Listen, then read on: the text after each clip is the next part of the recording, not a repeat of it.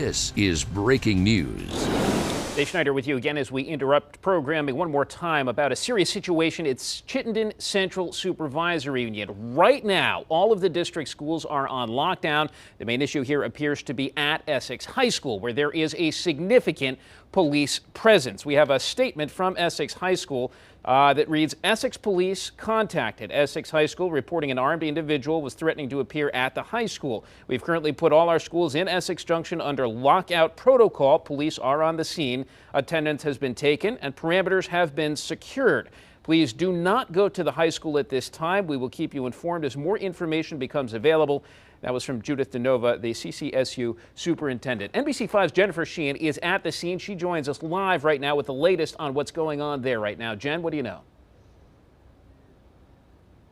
Hi, David. All right, so I'm here at the end of the driveway. This is about as close as they're letting us to the actual Essex High School area. And what we've been seeing for the last 20 or so minutes that I've been here is a lot of police presence coming into the school, not going out. About 20 minutes ago, again, I saw a cruiser come in with two guys wearing tactical gear, bulletproof vests, things like that.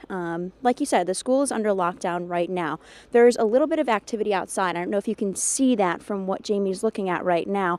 It's on the side of the school. Nothing too crazy, but they are outside patrolling everything. I talked to a sheriff's officer here not too long ago. He said that every precaution is being taken to make sure that the kids inside are staying safe.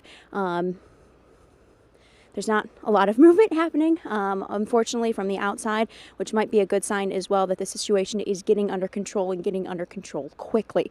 Again, they ask that parents stay away from this scene. It is very important to keep it clear so law enforcement can get in and out as much as they need to. Now, that's not stopping parents, unfortunately. There is a line forming at the end of the driveway. Very concerned looking. They were checking their cell phones quite a bit, so I'm wondering if they have communication with students inside the school.